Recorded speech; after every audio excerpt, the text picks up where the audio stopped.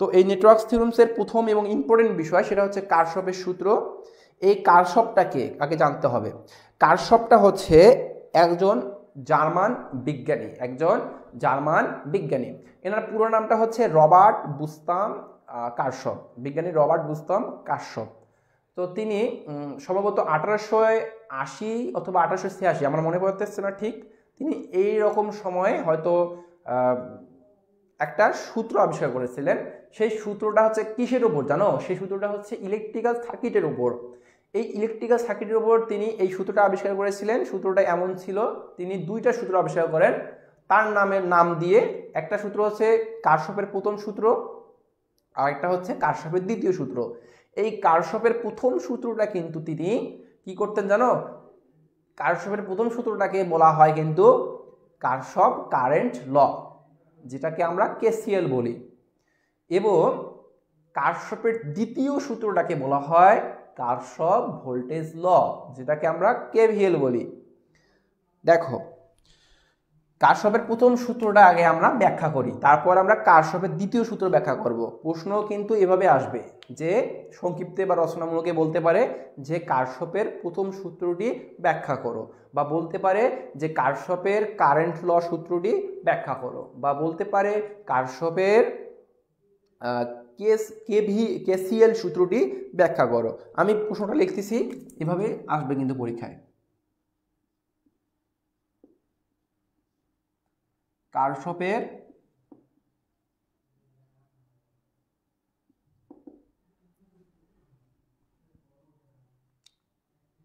কারশফের প্রথম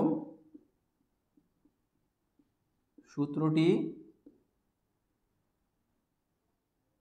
ব্যাখ্যা করো। তারপর এভাবে আসতে পারে, অথবা কারশফের দ্বিতীয় সূত্র, কারশফের কেসিএল ব্যাখ্যা করো, এভাবে। হ্যাঁ, তারপরে এভাবে বলতে পারে যে কারশফের অথবা কারশফের কারেন্ট ল বা কারেন্টের সূত্র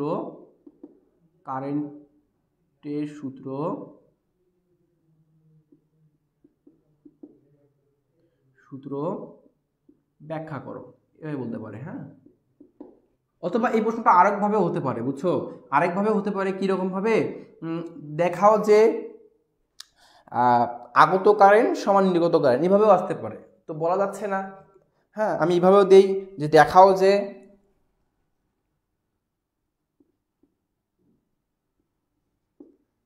যে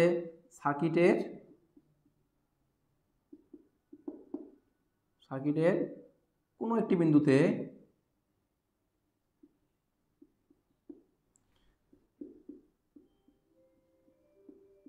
আগত কারেন্ট সমান নির্গত কারেন্ট, এভাবেও আসতে পারে।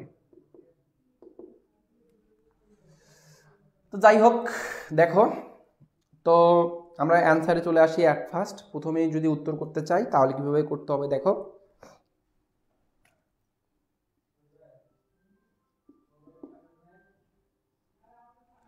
তো তোমরা উত্তরে অ্যাট ফার্স্ট যেটা করবা, আচ্ছা,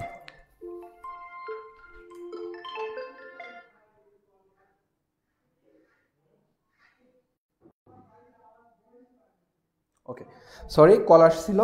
তো দেখো উত্তর কিভাবে করবা। তো এখানে আমরা অ্যাট ফার্স্ট যে কাজটা করব সেটা হচ্ছে কারশফের যে সূত্রটা, প্রথম যে সূত্রটা বা যে কেসিএল সূত্রটা, সেটা আমরা লিখব। যে কারশফের প্রথম সূত্র হলো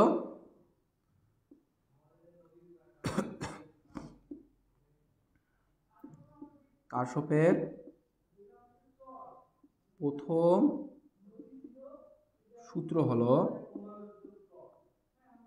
প্রথম সূত্র কি বলো দেখি? কারশফের প্রথম সূত্র হচ্ছে কোনো বৈদ্যুতিক সার্কিটের কোনো বিন্দুতে, একটি বৈদ্যুতিক সার্কিটের যে কোনো একটি বিন্দুতে আগত কারেন্ট এবং নির্গত কারেন্টের বীজগাণিতিক যোগফল 0। তাহলে কি লিখব?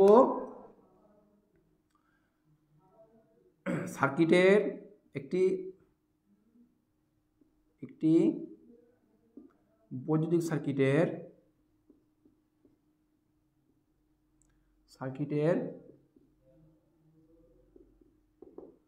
কোনো একটি বিন্দুতে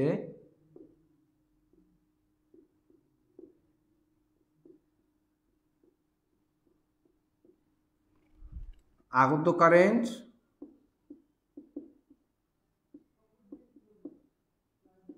এবং নির্গত কারেন্টের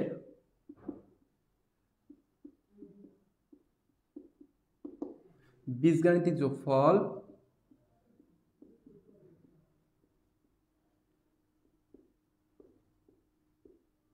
0। বোঝার চেষ্টা করো। সূত্রটা হচ্ছে কি লিখলাম? একটি বৈদ্যুতিক সার্কিটের কোনো একটি বিন্দুতে আগত কারেন্ট এবং নির্গত কারেন্টের বীজগাণিতিক যোগফল 0, রাইট? আচ্ছা, এখন আমি ব্যাখ্যা দিব যে আসলে কেন এই সূত্রটা এরকম হলো। হ্যাঁ, এইটা আমরা একটু ব্যাখ্যা দিই। দেখো, তো আমি ধরলাম যে আমার সার্কিটের মধ্যে এই যে একটা বিন্দু, এইটা আমার একটা বিন্দু সার্কিটে, এইটা আমার একটা কি বিন্দু। তো ভালো করে লক্ষ্য করো, এই যে বিন্দুটা ধরলাম, এই বিন্দুতে আমি কি করলাম?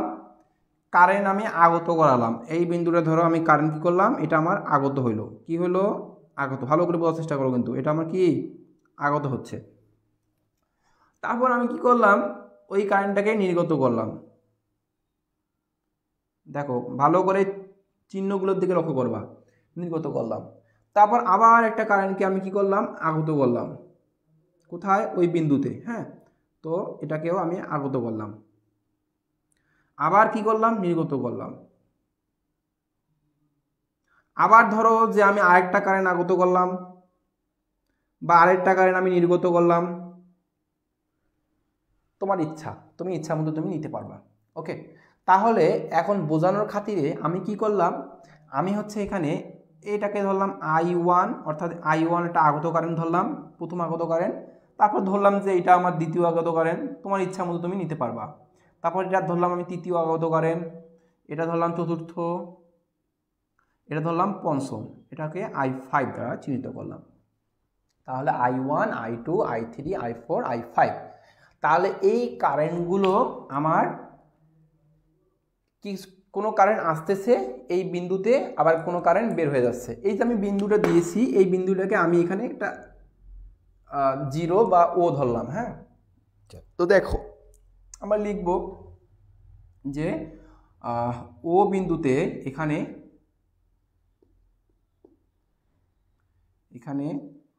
ও বিন্দুতে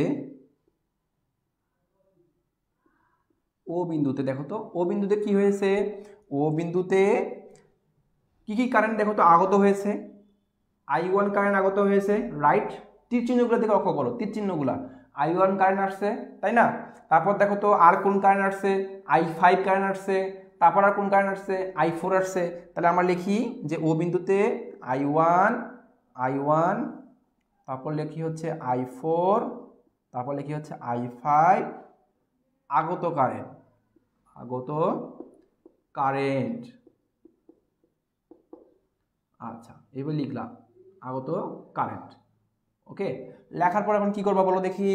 এখন হচ্ছে যেটা কাজ করব আমরা, সেটি হচ্ছে নির্গত কারেন্টগুলো আমরা এখন বের করব। তাহলে দেখো যে আবার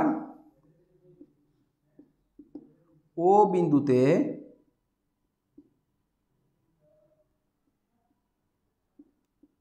নির্গত কারেন্ট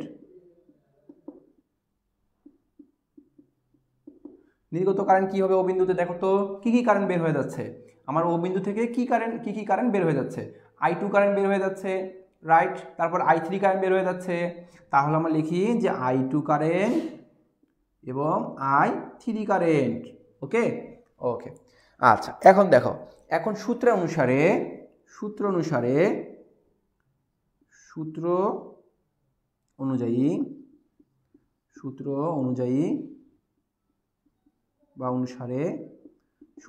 দেখো তো কি হবে এখন?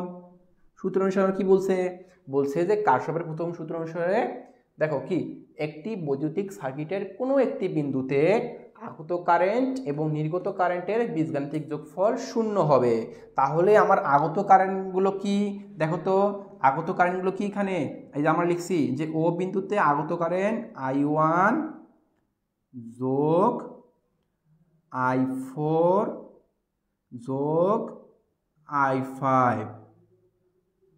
এগুলো কিন্তু আগত কারেন্ট। হ্যাঁ, এবং নির্গত কারেন্টগুলো কি দেখো তো, নির্গত কারেন্ট যেগুলো আছে সেগুলোকে কিন্তু আমাকে এখানে নেগেটিভ চিহ্ন দ্বারা উল্লেখ করতে হবে। কেন নেগেটিভ চিহ্ন দ্বারা উল্লেখ করতে হবে আমি তোমাদের একটা গল্পের সাহায্যে বলার চেষ্টা করব। ওকে, আচ্ছা দেখো তাহলে নেগেটিভ কারেন্ট কি কি আছে এখানে, -I2, এগুলো কি কারেন্ট, নির্গত কারেন্ট, বোঝার চেষ্টা করো। তারপর -I3, তারপর =0। কেন =0 দিলাম, কারণ আমি সূত্রে বলেছিলাম যে একটি বিন্দুতে, একটি বৈদ্যুতিক সার্কিটের কোনো একটি বিন্দুতে আগত কারেন্ট এবং নির্গত কারেন্টের বীজগাণিতিক যোগফল 0। তাহলে এই যে আগত কারেন্ট কি কি আছে এখানে, I1 I4 I5, এবং নির্গত কারেন্ট কি আছে I2 I3। ওকে, এখন =0। এখন তুমি এখন আমাকে প্রশ্ন করতে পারো যে ভাইয়া যে এখানে মাইনাসগুলো কেন দিলাম। কারণটা দেখো, আমার কারেন্ট যদি আসে, তুমি যদি কোথাও যাও সেখানে গিয়ে তুমি অ্যাড হচ্ছ, মানে যোগ হচ্ছ। তুমি যদি কোনো জায়গা থেকে বের হয়ে আসো তাহলে তুমি কি বিয়োগ হয়ে যাচ্ছ, মাইনাস হয়ে যাচ্ছ, তাই না? ঠিক তেমনই। তাহলে দেখো তো এখানে আমরা কি করতে পারি, এই লাইনটাকে একটু সিম্পলিফাই করতে পারি, অর্থাৎ I1 plus I4 plus I5, ঠিক আছে? তো তারপর কি করলাম, এই মাইনাসগুলোকে সমানের ওদিকে যদি আমি নিয়ে যাই তাহলে কি প্লাস হয়ে যাবে I2 প্লাস I3, রাইট? ওকে, তাহলে এখন তোমরাই আমাকে বলো যে এখানে I1 I4 I5 কার সমান হলো? I1 I4 I5 গুলো কি, এগুলো হচ্ছে আগত কারেন্ট, কার সমান হয়ে গেছে দেখো তো, I2 এবং I3 এর সমান। মানে কি দেখো তো, I2 এবং I3 কে, I2 এবং I3 হচ্ছে নির্গত কারেন্ট। তার মানে আমরা সূত্র থেকে এটাও বুঝতে পারি যে আমাদের কোনো বৈদ্যুতিক সার্কিটের যে কোনো একটি বিন্দুতে আগত কারেন্ট এবং নির্গত কারেন্টগুলো অবশ্যই সমান হবে। অবশ্যই কি হবে, সমান হবে। কথা কি বুঝতে পারছো আমার? অবশ্যই কি হবে, সমান হবে। তাহলে আমরা প্রথমে জানলাম যে কোনো একটি বিন্দুতে আগত কারেন্ট এবং নির্গত কারেন্টের বীজগাণিতিক যোগফল 0 হবে, সেটা আমরা এই লাইন থেকে জানলাম। কোন লাইন থেকে? এইটা থেকে। তারপরের লাইন থেকে কি বুঝলাম, যে আগত কারেন্টগুলো নির্গত কারেন্টের সমান হবে। কথা বুঝছো? তাহলে তোমরা শেষে কি লিখতে পারবা, যে অর্থাৎ আগত কারেন্ট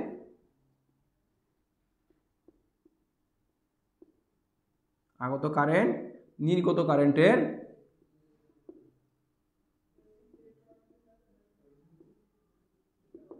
সমান, এভাবে লিখবা। হ্যাঁ, লেখার পরে যেহেতু আমি এখানে বলছিলাম যে দেখাও যে সার্কিটের কোনো একটি বিন্দুতে আগত কারেন্ট সমান নির্গত কারেন্ট, তাহলে তোমরা এখানে বলবা যে দেখানো হলো।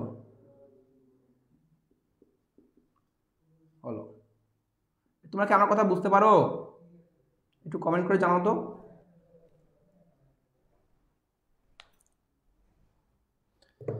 আমি কি বুঝতে পারছি তোমাদের? কাইন্ডলি একটু ফাস্ট কমেন্ট করবা। হ্যাঁ, পাপন সেন জয় বলছো ভাইয়া আপনার আইডির নাম কি? ভাইয়া তোমরা যে আইডি থেকে এখন লাইভ ক্লাস করতেছো, এইটাই আমার আইডি। তোমরা দেখো, তোমরা গ্রুপের মধ্যে যে আইডি থেকে লাইভ ক্লাস করতেছো এই আইডিটাই আমার আইডির নাম হচ্ছে সাব্বির হোসেন স্বর্ণ। হ্যাঁ, ওকে, ঠিক আছে। সবাই ভালো থেকো, সুস্থ থেকো। দেখা হচ্ছে পরবর্তী ক্লাসে। আল্লাহ হাফেজ।